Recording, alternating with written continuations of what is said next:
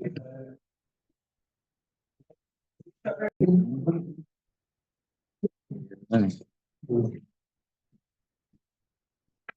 up, everyone? So there's a very, very interesting discussion that emerges from the story in the beginning of our parsha this week. Parshat Vayera, we have the whole incident with Abraham and the Melachim, who he doesn't yet know are Melachim, right?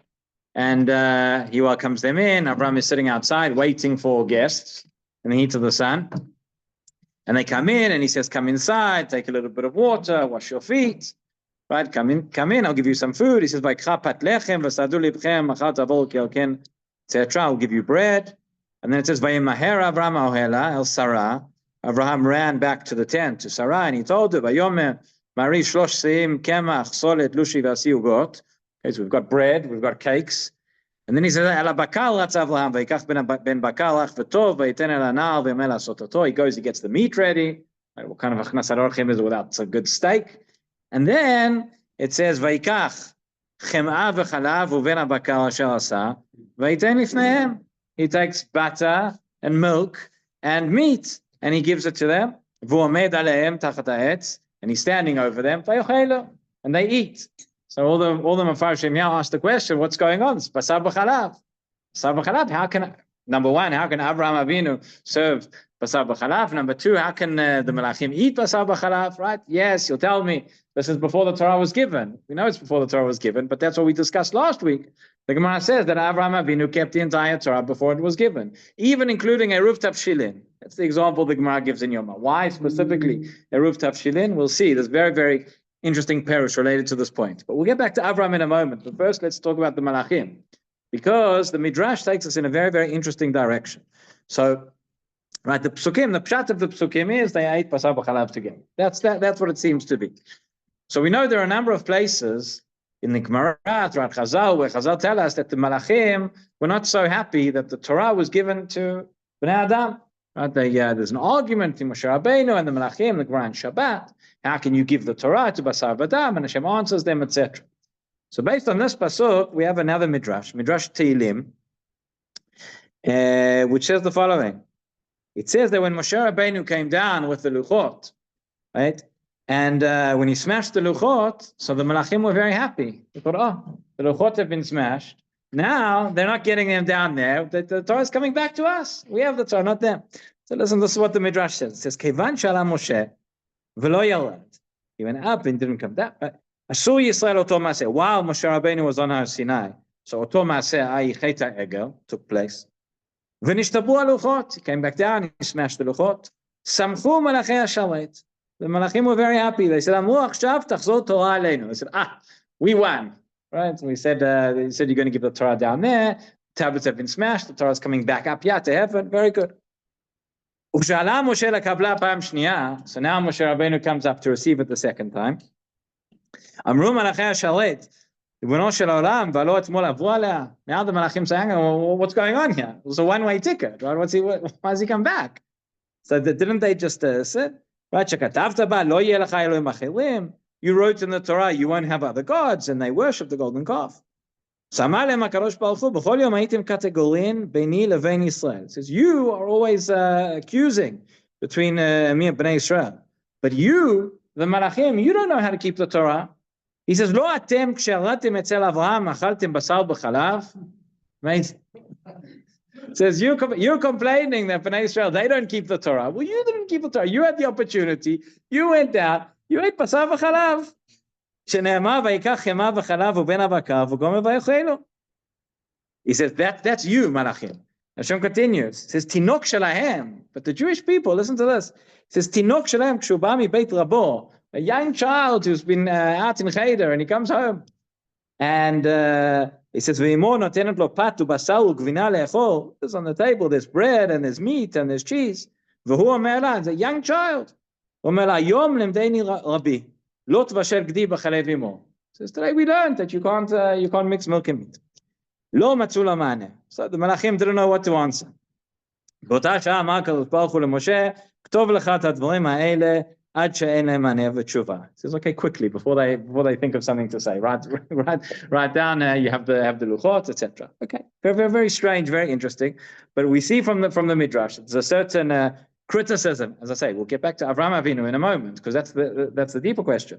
But seems to be criticism of the Malachim for the fact that they ate basar b'chalav together. The Torah Moshe, the Chatam Sofer, has an interesting perush on this. Chatam Sofer has an interesting twist in his perush on the Chumash. He says, Shalosh sim kemach solet. He says, Yesh lomar.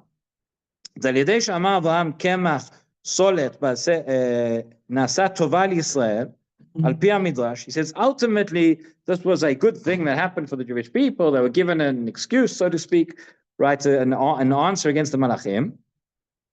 But he says, actually, what did the Malachim do wrong? He says, L'chora, lefi pashtot hakra, nireh demeikara achlu chemah v'chalav, ve'achar kach basar. This we'll see in a moment. This is one of the directions the Mfarshim go in.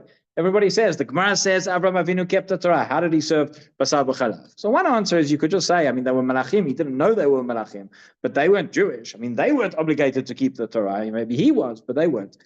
But another option is that we know you can eat milk first and then you eat meat. That was the order. First chema v'chalav and then bakar. So what's the problem? V'imken, ma yisur basar v'chalav ikar? V'tzarich lomar, says the Chatam Sofer, mikol makom ba'inan kinuach ve'in kinuach ela b'pat. He says, no, you can't just have milk and then straight away eat meat. We know you need to wash out your mouth or you need to eat something in between. You need to eat a little bit of bread in between. And they didn't have bread. Lechem lo hevi, al deshe parsa nidav, lo haya kinuach v'avei basar b'chalav. Okay, so that's what he says. So very interesting, somewhat cryptic as well. But like I say, the question that the Mepharshim are more bothered by is not about the Malachim, but it's about Avraham Avinu and how could he have meat and milk together. So one of the answers that's given is a very creative perush of the Dad Kenim. Dad Kenim in Baalei HaTosfot, he says the following. He says, if you look in the Psukim, so it says, Vayikach chema v'chalav, right, he took butter and milk, etc. It says, Melamed she'echilam basar v'chalav, וכשרצה הקדוש ברוך הוא ליתן תורה לישראל, אמרו המלאכים, תנעו אותך על השמיים, אמר להם, כתוב בתורה לא תבשל גדי בחלב אמו. Okay, so he references the Midrash, exactly what we've said. When Hashem gives us the Torah and the Malachim are complaining, why doesn't it come to us? And this is the answer. You had the opportunity and you didn't. אתם כשירדתם למטה, אכלתם בשר בחלב, שנאמר ויקח חמאה בחלב, etc. So he says the Dadsken in Baalei HaTosfot, says, Midrash zeh cholek al Midrash acher. Says, we have a stira, we have a contradiction between the two Midrashim. On the one hand, we have the Midrash that says, the Midrash Tilim says explicitly, there was an Avera here, they were eating meat and milk together, they were not observing the laws of the Torah. On the other hand, we have another Midrash which says, Kiyem Avraham Avinu alav hashalom, afilu eruvei tavshilim, says he kept everything, even eruv tavshilim. So why does the Gemara say that Avraham kept everything, including eruv tavshilim? That's the example you give, the most obscure halacha. So there are those who say it means that eruv tavshilim is an example of a din d'Rabbanan to teach you even the dinim d'Rabbanan. Avraham, but the Dad Kenim says something different. He says perush tavshilin mulavin. Meaning, what does it mean, eruv tavshilin? Eruv is, the word literally means it's mixed up, right? You mix up foods together. So he says, Avraham Avinu was very, very careful about mixing up his foods and how he did it. He says, Shelo ya ochel basar b'chalav, gam lo basar v'achar kach chalav. Chas v'chalila, Avraham Avinu would not have eaten, would not have given somebody to eat meat and milk together, or meat and then milk, but chalav v'achar kach basar, that's okay. You have meat first and then milk afterwards. Milk first and then meat afterwards, that's fine. Right, and you look the order of the pasuk is deliberate, and Rashi alludes to this as well, that it says first he gave them chalav, right, chema and chalav, those are the milk products, v'hadar ben abakar, and only afterwards he gave them the meat. In other words, one thing at a time, he brought them, not all together. So that's what the Dad Kenim says, and that's how he resolves the problem, and he ties it in very nicely with the other Midrash. So say very original and creative perush, or what it means that Avraham kept eruv tavshilim. Okay, so that's another direction. The Malbim And again, this is where I think we've mentioned this in the past before, but this is, we're discussing this whole sugya, and you say to me, okay, this is all very nice, this is all very esoteric. How is this going to be relevant? How is this going to be halacha l'maaseh? Rabbi, teach us something that we can use. So I'll tell you how it can become. But the Malbim says as follows. He says, "Shelakach chema v'chalav u'ben ha'bakar asher asa." He says, why is this not a violation of basar b'chalav? She'asao al yedei sefer yetzira. Says this was not an ordinary steak. This is not an ordinary animal. This is an animal that was created magically, mystically, whatever you want to say, via sefer yetzira. That's what Avram did. And we have a story in the Gemara in Sanhedrin that tells us that if you have meat which was created via sefer yetzira using Kabbalistic techniques, again, nobody can do this today. If anybody tells you they're doing it today, don't trust them. Ask them to see the hefsher. But meat, an animal that was created by sefer yetzira, does not require shchita, does not require that. It's kosher. It's kosher. And it's also not really meat. It's all parav. So therefore, he says, it was done through sefer yetzira. So he says they could eat it with milk. There's no problem. That's all. And where do we find something similar as well? We find later on Chumash Bereshit. I'm sure you're all thinking of it, and you're racing ahead of me. When the story we have Yosef and his brothers, right? And he comes and he brings lashon hara. He says to his father that what were they doing? They were eating ever menachah. They were eating the limbs of live animals. So how could it be? So the Shla says over there. Says, no, same thing. These were not actual animals. These were animals from Sefer Yetzirah. It's not ordinary flesh and blood, and therefore it's allowed, and therefore it's...